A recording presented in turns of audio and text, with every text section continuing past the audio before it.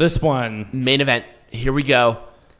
Will Ospreay, Shingo Takagi, IWGP Heavyweight or IWGP World Heavyweight Champion. Holy fuck, this match was amazing. This was a 45-minute match, but it felt like a 25-minute match because of how they paced it. This match was so awesome. And these guys have chemistry like butter and bread. They really amazing. I love that. But even with everything happening and the match itself and the high standards that they put on themselves of a Takagi and Ospreay match, this was the best version of their matches. Oh, yeah. And I am totally okay with saying that it was that good. It was really good. There was emotion and there was a good amount of drama, no interference really. Just the right amount of hardcoreness with the table spot. And once again, they protected finishers. And we'll talk about that when we make Pro Wrestling Majestic again. We will. Because that's really it. But Ospreay hit just the most wicked assassin's blade I've ever seen. Basically, like, right to the cheek. It was like, boom. And then a Stormbreaker for Ospreay to retain. A great promo after. Once again, Great Okan translating the promo to the Japanese audience so they can understand. It's gonna be Ospreay versus Kazuchika Okada. Well, it was. Obviously, they'll probably do that match at some point in time later, but we'll talk about that when we make Pro Wrestling Majestic again. All right. But this was a great match. I mean, this was an awesome match. It was. And it made Dontaku really mean something. It made it worth my while. It really did. And, you know, I'm usually not a big fan of one-card shows, and for the most part, both nights, it was the never open weight belt match, and then this match. But this match, I feel like, we'll talk about it later. But anyway, it was really great. I'll talk about more of my point on changing things on the fly when we make Pro Wrestling Majestic again. But before we get into that, we're going to take it off the peanut gallery on talking about the faction culture in Japanese wrestling. So we are back. We're going to make Wrestling Dontaku Majestic again, but because of what happened with night number 2, we have to adjust it slightly. So instead of talking about it match by match, we're going to talk about it kind of rivalry by rivalry, if that makes sense. Because really a lot of the matches that happened night 1 happened night 2 because and of vice versa. Because of what happened. Because of what happened with whoever got sick. As of right now, there have only been 2 individuals, at least in that 6-man tag, I want to talk about Jay White first. Okay. What's next for Jay White? I mean, obviously, we know that he has beef with Kazuchika Okada. Yep. That's going to happen at some point. Right, but Okada still has a World Heavyweight Championship match guaranteed despite the postponement of Wrestling Grand Slam, which was going to happen in Tokyo Dome. And I don't mind Ospreay v Okada. We've seen it before. It's going to be a great match, but I feel like that's kind of what it was. Obviously, the problem with Jay White and everything that's going on there is that now he has a title, and I don't want. You said Okada, right? You said Okada White. Yeah. Okada White. I thought you said Ospreay. I'm like, wait, no. Ospreay? Yeah, White? Sorry. If I said Ospreay, I meant White. Okay, I think you said Okada. I might have heard something wrong there because, both start with an O, both are amazing, and both I jerk off to on a nightly basis. It's Okada Ospreay. Let's put it that way. Right. Okay. Obviously, that's happening, but with Jay White, I think he's in the perfect spot right now. No, Jay White's fine where he's at. Right, and I don't want Jay White to do anything else other than what he's doing right now. And obviously, I don't mind the thing with Tanahashi. If they even do another match for the never openweight title, which they probably will, because he is entitled to a rematch clause. Yep, absolutely. And I will not be mad about that because This was a great match. All right, so question is, and what's next for Tama Tonga, Tonga Loa, and Taichi and Zack Sabre Jr.? Obviously, at this point in time, I feel like they're kind of going their separate ways. Well, here's the problem, though. The Dangerous Tekkers still have one more title match. They won it on night number 1. Yeah, then Tama Tonga and Tonga Loa are the tag team champions. They are the tag team champions currently. So you know that's going to happen. Yes. Although I feel like that match will be kind of that last sort of thing, and then the rivalry is going to kind of go off. At least for now. Or it's going to, those teams are going to go their separate ways. Right, at least for now. They will most likely clash again, and given the chemistry that they have, I wouldn't be surprised if we saw it again. Right. I mean, I don't mind it. I mean, I'm glad that they got the side of the rivalry that's kind of weird for a lot of people over with. Right, with the Iron Fingers, or the Iron Finger of Doom, or whatever it is. I'm glad that they did get that done, and they had really good singles matches for night number 1, and the tag team match was surprisingly good, which is why they want to continue to promote Dangerous Tekkers and Gorillas of Destiny, because they have really good chemistry all the way around, from storytelling to match quality. You're never going to get wrong with that. Right. But the problem is that there are other teams in New Japan that definitely will need it.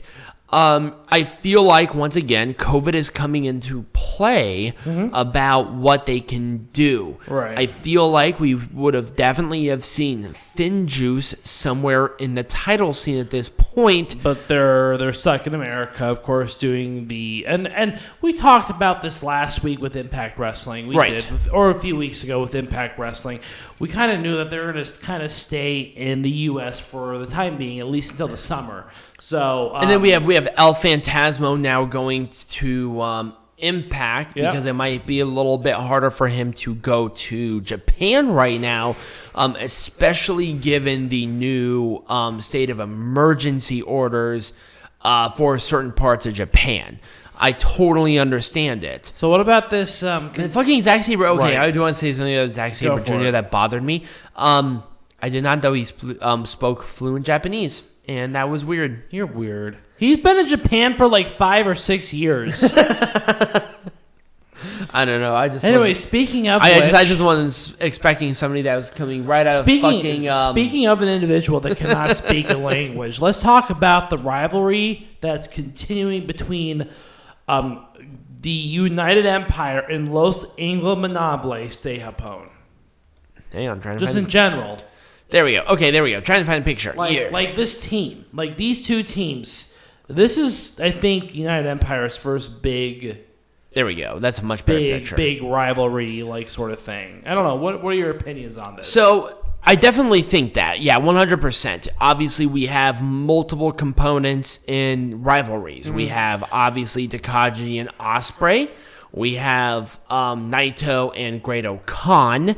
From that point on, there aren't a whole lot going right now, but I could definitely see Aaron Henare and SANADA, SANADA, Jeff Cobb. Right. Obviously, with Bushi being a junior, it's a little bit more challenging for him because there are no junior heavyweights in United Empire. Not for right now. At least right now. Here's my thing. I want to see Robbie Eagles in United Empire.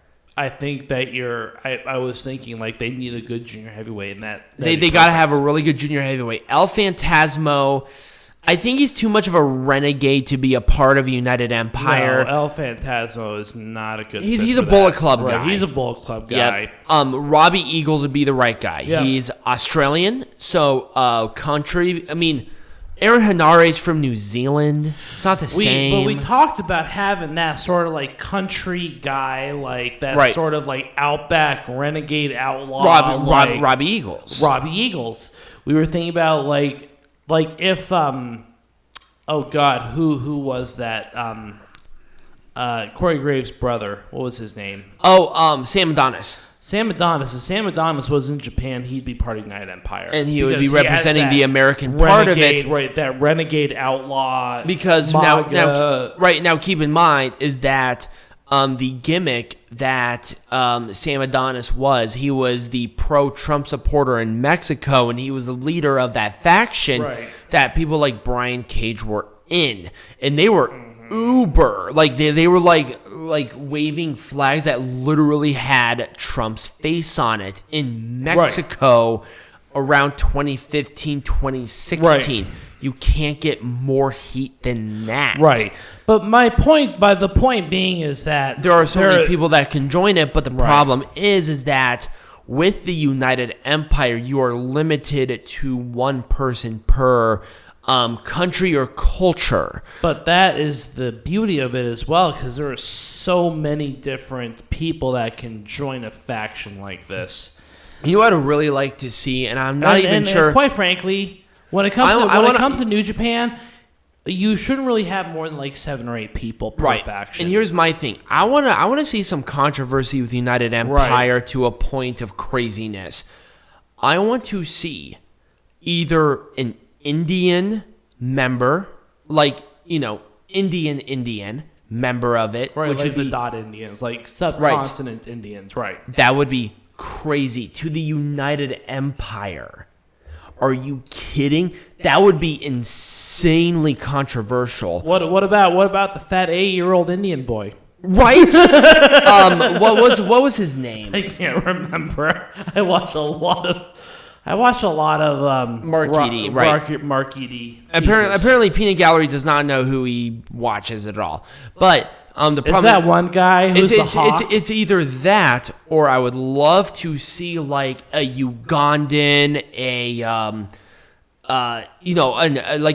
sub-Saharan African member, like IRL, like Kofi Kingston if he went to New Japan became a heel. I mean, it was West Ghana part of the was that part of Sub-Saharan? Yes, technically. No. Well, I mean, I was talking about more so as a part of British Empire. Oh yeah, absolutely. Ghana was a huge part of the British Empire. Okay, I mean, I could see that physically. I'm just not sure what would happen. But Kofi Kingston has his dick firmly into the asshole of Vince McMahon. Yeah, it's not going to happen. But I would love to see that kind of not only racial integration, but also that controversial part where, I'm the representative of this country, but I'm underneath a Brit. That would be awesome. And, this is another thing I found interesting, just in general. And we're talking about Bullet Club versus, for example, night number 1, Bullet Club was facing a faction that was not associated with any faction, like the match between Evil, Yujiro, Taichi, and Dick Togo versus Yano, Tenzan, Tiger Mask, and Master Wato. Was it number 1 and number 2? It was night number 1. But night number 2 was really kind of the same thing, where Yujiro and Taichi were facing Hiroyoshi, Tenzan, Master Wato. I think this kind of harkens back to my thing about how Bullet Club is kind of that dominant heel faction trying to get one over on the non-faction. I will say it's not as popular as it once was. No, definitely. Because there are a lot of face factions now. Right. And I think that Bullet Club's rivalry, I mean, they've done a lot of rivalries with a lot of different people, but I think their big one right now, I think, is with just New Japan in general. Well, that's my point. My point is that I feel like Bullet Club is kind of the big heel faction right now, even though they started out as a renegade. I think they should harken back to that renegade-esque style. I feel maybe. And I think that's what's missing from it. We're not getting a lot of you're getting a lot of individual rivalries, like with Evil and Toru Yano, but it's like, let's really start to promote going against New Japan in general. Mm-hmm.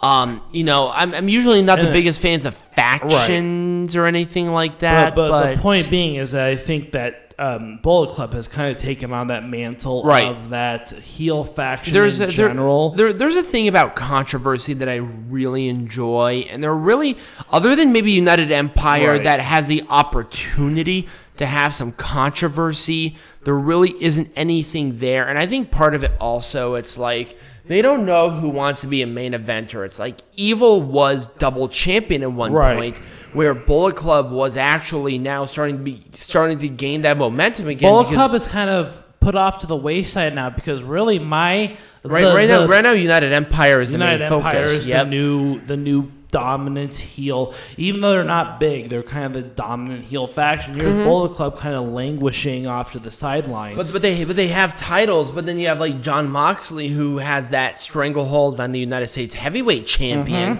where they don't want him to lose it. But at the same time, how much traveling can he do? I think they really got to bring back that belt. They got to bring back here's the thing, is that Bullet Club will not be revived until travel comes back. That's my opinion. Right, absolutely, 100%. I don't think that Bullet Club, because there are obviously a lot of people outside of Japan that are part of Bullet Club in spirit really, in some way. Right, and it's really hard to bring any kind of other people back. Like you got to bring back Kenta. Gallows and Anderson. You got to bring back Kenta. You got to bring back even someone like El Phantasmo. Yeah. You got to bring back that strong junior heavyweight that was going to go for the heavyweight champion. You got to bring back even Kenny Omega, because he's part of the Bullet Club. Well, kind of. I would say that he's more so kind of by himself. He's kind of in his own weird thing. He is. He's kind of but you know what? Hey, that would be a great addition. Here's my thing. Here's my thing about this, is that travel will definitely really shoehorn in, I think, a lot of rivalries that New Japan are thinking. I think it's going to bring New Japan. It's going to bring Bullet Club back up to kind of the top faction. And I think like one thing that we said about Robbie Eagles is a very important thing. It's a guy who will really fit within that premise of the United Empire, a great junior heavyweight from a territory that is still, at least to a point, British controlled. Right. And that's what we need. We need some controversy kind of pushed into it. And also the problem is, New Japan Strong, it's almost its own thing. Right. Let's start, and they can't integrate that in yet. So it's very challenging. They're kind of in limbo right now. Right, and it's really hard. And I mean, I definitely understand New Japan's problem, and they're trying their best. And I really do like how they're bringing United Empire. You know, they're kind of bringing that together, doing a slow burn. They're trying their best to do what they can do, and they're doing a great job with it, but they don't have all the tools in the toolbox yet. Right. And I think that once things do open back up, I can see a lot of those foreigners 100%. come back into the Bullet Club, kind of displace some of those other ones. I mean, I could see fucking Evil go to United Empire at some point. I mean, I could. Maybe. Possibly. I mean, I don't want to take anything away from Great O'Khan. That's the problem. No, that's the problem. Great O'Khan is the bee's knees right now with the United Empire. Exactly. I think Evil's perfect in Bullet Club. And yeah, he's perfect in Bullet Club. But I think that as Bullet Club brings back those foreigners, I fear that Evil might be put off to the wayside. Evil might need to do something a little bit different. But maybe start his own thing. Yeah, maybe start his own faction. Maybe start something a little more controversial. Here's the one thing that I love about Evil is that he is the king of darkness. He is, and I feel like I want something a little more dark. I want that edgy dark. I want a nice edgy dark team that does. I want like Brood on steroids dark. That's what I was thinking. Like maybe something with a little more hardcore edge or. Something to where they will actually like brutalize the person to where because any match under them will be won under referee stoppage or something. That's what I want. I want brutal. But yeah, and I think that's something that's kind of hurt. The point is that it feels like Bullet Club is kind of lost right now. They're just kind of languishing and waiting for something to happen. It's like once again, I feel like it's hard because of the pandemic. It is, but it really is. But you understand where I'm coming from. Oh, 100. I agree with you 100%. You know, that Empire is really kind of taking and obviously with these forbidden doors opening up with a bunch of these other companies, there's going to be a lot more freedom to do a bunch of other things. Oh, yeah. Where maybe the Elite may not rejoin Bullet Club, but the Elite will be a different faction within of itself. We'll obviously have we'll have Gallows and Anderson rejoin the Bullet Club because they're kind of there already. They're like halfway Bullet Club anyways. They're kind of halfway, but then we'll obviously see like people joining back and forth. But I think most people will get the picture. Yeah, is that the once again here's the pandemic getting in the problem where New Japan is trying their best to make sure that there's good, entertaining matches, and they're doing their best, and they're doing good stuff. I think that New Japan is... There's definitely a limit to what they can do. And I think that New Japan over the next 6 months, I think that you'll see them kind of recapture that spirit. 100%. Of Bullet Club. By the end of the year, New Japan will have its spirit back, no problem. Right. But for right now, especially with Dontaku, it was just kind of missing something. I can't tell you what. I think maybe part of it was the change in schedule. But that's outside of their own thing, so I can't nick them for it. And that's why we did make Pro Wrestling Majestic again within of its own little bubble instead of having it each individual match. Right. So anyways, that's kind of what we have. Let us know what you think. Yeah. Next week, we are going to be going over WrestleMania Backlash. Yes, and really that's pretty much it. I'm going to do a wrestling lesson around Backlash. And Peanut Gallery will try to do something around kind of the over-encompassing thing of that, or something around WWE. I have not yet decided. Yes, but if you did enjoy this, remember to subscribe to the channel. You guys have been freaking awesome. We're going so freaking fast and crazy. Website, I'm hoping will be done by next week. Yes. We'll have really cool exclusive content for maybe for some exclusive news stories, opinions, all that fun stuff. For maybe some paid subs or something. And we are also, I'm thinking that we do a gallery of our predictions for those people that are not following us on Instagram or Snapchat. Yes, follow that too. Encourage that. And definitely. We'll give our full opinion on it. But you know what? We will let you know once that website is up. But remember, next week, this is a special Saturday. Next week's be back on Sunday. Yep. But as always, be majestic.